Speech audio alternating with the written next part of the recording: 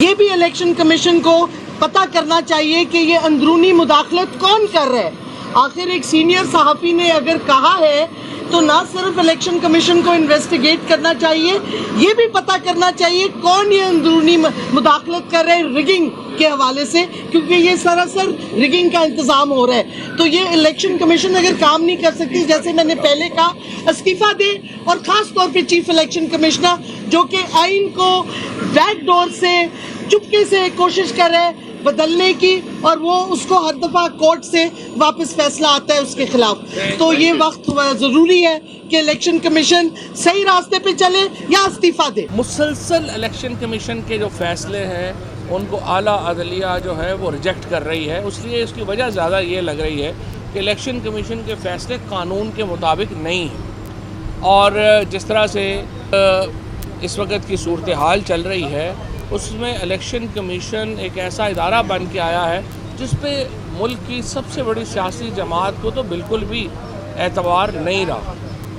और इस सूरत हाल में ज़रूरी है कि इलेक्शन कमीशन जो है उसके अंदर तब्दीलियाँ आएँ। और आज सुबह शहबाज शरीफ साहब का ये जो बयान आया है कि मुल्क में सियासी इस्तेहकाम ज़रूरी है मुआशी इस्तेहकाम के लिए, मैं समझता हूँ कि ये उनकी एक साइब एक दुरुस्त बात है। और लेकिन सियासी इस्तेहकाम कैसे आएगा मुल्क में? सियासी इस्तेहकाम इस तरह तो नहीं आ सकता कि आप अपनी मर्ज़ी का लीडर ऑफ अपोजिशन बना दें राजा रियाज को और उससे काम चलाना शुरू कर दें। सियासी इस्तेहकाम ऐसे तो नहीं आ सकता आप पंजाब में अपने बेटे को जाली वज़ीर आला बना दें और उससे काम चलाना शुरू कर दें।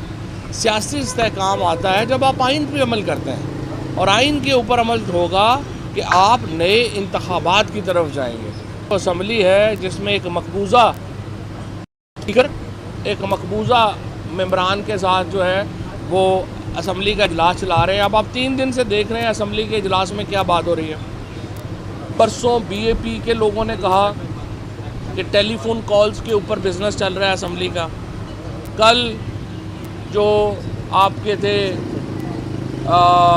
तरीन साहब उन्होंने ये बात कही, कल फहमीदा मिर्ज़ा ने ये बात जो है वो कही, और आज जो है वो ये मुसलसल ये बात जो है वो आ रही है कि ये असम्बली का इजलास जो है ये मुसलसल एजेंडे के ऊपर नहीं आ रहा, कॉल्स पे चल रहा है, जिसकी वजह से एक एनॉमली पैदा हो गई है मुल्क में। इस वक्त जो पाकिस्तान की जो सियासी सूरत हाल है वो यकीनन बड़ी कशीदा है, और उस कशीदगी का एक अहम वजह यह है कि मुल्क में इंतखाबात नहीं कराए जा रहे। अगर आप मुल्क में मुआशी इस्तेहकाम चाहते हैं तो उसके लिए सियासी इस्तेहकाम चाहिए, और सियासी इस्तेहकाम के लिए आपको इंतखाबात की तरफ जो है वो जाना पड़ेगा। जहाँ तक इलेक्शन कमीशन में आज ये जो बात है कि हमारे मेम्बरान का फौरी तौर के ऊपर किया जाए, हम समझते हैं कि इलेक्शन कमीशन इसके ऊपर फौरी अमल करे। हमारे रिज़र्व सीट्स के ऊपर जो नए MPAs हैं उनका नोटिफिकेशन जो है वो जारी किया जाए, और उसके बाद वज़ीर आला का नया इंतखाब जो है वो अमल में लाया जाए ताकि पंजाब की हद तक जो है वो आइन के ऊपर अमल हो। डॉक्टर मुज़ाहिर, असल मसला ये उठ रहा है कि इलेक्शन कमीशन और ख़ास तौर पे चीफ इलेक्शन कमिश्नर वो आइन को बदलना चाह रहे हैं। ये जो इन्होंने 5 रिज़र्व सीट्स की नोटिफिकेशन रोकी है, ये आइन की खिलाफ वर्दी है, लाहौर हाई कोर्ट ने वाजे कर दिया है। बार बार इलेक्शन कमीशन और ये ख़ास तौर पे चीफ इलेक्शन कमिश्नर ये आइन को बैक डोर से बदलना चाह रहे हैं जो कि इलीगल है। और हम समझते हैं इलेक्शन कमीशन और चीफ इलेक्शन कमिश्नर ख़ास तौर पे इस्तीफ़ा दें, क्योंकि एबिलिटी बिल्कुल ख़त्म हो गई है और ये इलेक्शन कमीशन साफ़ और शफाफ इलेक्शन करा ही नहीं सकता। इस वास्ते वक्त आ गया है कि कानून की बाला फिर से मैं समझती हूँ सुप्रीम कोर्ट को भी एक्शन लेना चाहिए, और चीफ इलेक्शन कमिश्नर की इज़्ज़त इसी में है कि वो ख़ुद इस्तीफ़ा दे दे, क्योंकि जो उसकी कोशिश जारी है कि कानून वो आइन को बदलने की, आइन के ख़िलाफ़ फ़ैसले करने की, वो सारे रद्द होते जा रहे हैं सुपीरियर कोर्ट्स के तरफ से। तो अब मेरा ख़्याल में हमारी अब डिमांड है कि 5 जो ये हैं क्या कहते हैं रिज़र्व सीट्स की फौरी तौर पे नोटिफिकेशन हो, क्योंकि लाहौर हाई कोर्ट का यही फैसला था कि फ़ौरन नोटिफाई करें और इलेक्शन कमीशन उस फैसले पे बैठा हुआ है, एक्शन नहीं ले रहा। ये वाज़े तौर पे कंटेम्प्ट ऑफ कोर्ट भी है। हमने रेफरेंस फाइल किया हुआ है मेंबर इलेक्शन कमीशन के जो सिंध से हैं, फैसल वोडा साहब की तरफ से। अब वो रेफरेंस पेंडिंग है तकरीबन सुप्रीम कोर्ट में कम से कम 2-2.5 महीनों से। सवाल ये पैदा होता है सुप्रीम कोर्ट वो रेफरेंस क्यों नहीं सुन रही। अब president of Pakistan supreme court को कह रहे हैं कि कमीशन बनाया जाए साइफर के ऊपर, वहाँ कमीशन नहीं बन रहा। यहाँ आप रेफरेंस फाइल कर रहे हैं, वो रेफरेंस जो है वो वहाँ पे नहीं सुना जा रहा। आप अभी जो ये जो पीटीआई को या जो पाकिस्तान की सबसे बड़ी सियासी जमात है, आप दीवार से लगा के अचीव क्या करना चाहते हैं। अगर आप पाकिस्तान के अंदर अमली तौर के ऊपर आइन 25 मई से मुअत्तल है, पाकिस्तान में तो अमरीत नाफज है, इस वक्त फस्तायत नाफज है, और जितने भी यहाँ पे फंक्शंस हो रहे हैं वो आइन के मुताबिक तो हो नहीं रहे हैं। अब ये हमारा प्रॉब्लम इस वक्त ये है, पीटीआई जो है, अगर हम वायलेंस की तरफ जाना चाहें, आज हमें क्या कमज़ोर समझा जा रहा है कि जी 25 तारीख को आपने वायलेंस नहीं किया, तो अगर आपने वायलेंस नहीं किया तो आप कमज़ोर। आप क्या मुल्क की सबसे बड़ी सियासी जमात से ये एक्सपेक्ट करना चाहते हैं कि वो अपनी मिलिटेंट विंग्स बना ले, जैसे कोई मजहबी शिद्दत पसंद पार्टियों ने बनाए हुए हैं? क्या हम अपनी जो सबसे बड़ी सियासी जमात है, जो वफाक की वाहिद सियासी जमात है, हम उससे ये एक्सपेक्ट करते हैं कि वो आएँ और यहाँ पे जो है वो कत्लो खून हो?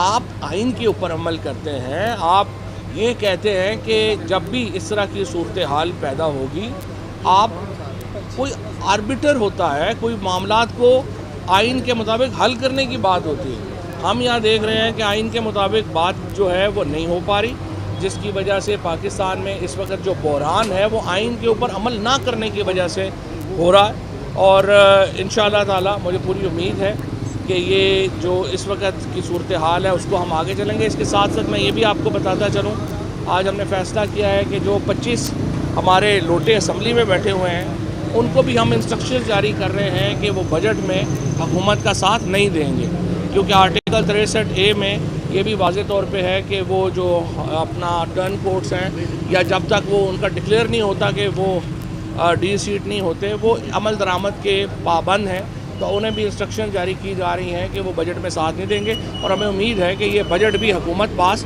नहीं करवा सकेगी। सेंटर के अंदर इस वक्त एक बिल्कुल गैर आइनी गैर कानूनी हुकूमत वहाँ पर चल रही है और उसके ख़त्म होने के दिन आ गए हैं, लेकिन उसके लिए पहला कदम ये ज़रूरी है कि इलेक्शन कमीशन अब अपना फ़र्ज़ पूरा करे। जो पहले कर देना चाहिए था, नहीं किया, वो फौरी तौर पर किया जाए।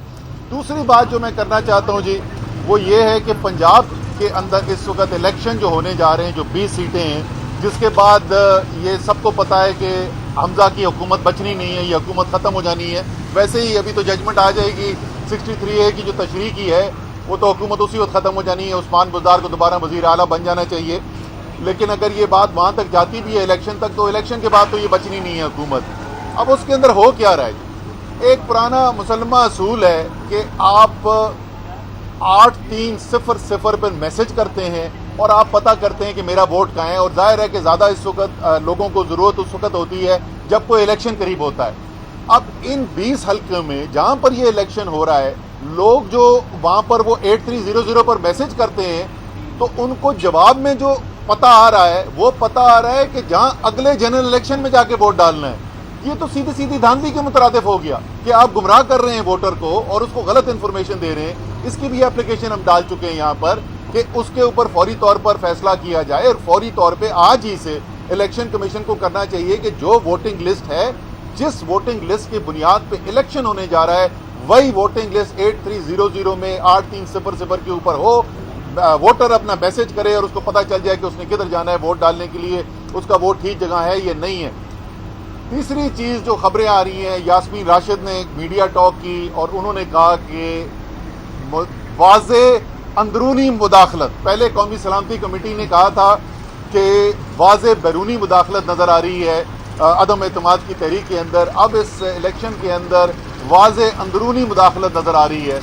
तो उनके साथ उनसे तो सवाल पूछेंगे, लेकिन मेरा सवाल इलेक्शन कमीशन से कि जब टेलीविज़न पे आके एक सीनियर सहाफ़ी एक खास हलके का नाम लेकर बोलता है कि 15,000 वोट जाली वोट उसको पहले से दे दिए जाएंगे, तो इलेक्शन कमीशन ने नोटिस क्यों नहीं लिया? 10 के इलेक्शन में तो रात को 2 बजे खुल गया था इलेक्शन कमीशन, या अब इलेक्शन कमीशन क्यों खामोश है?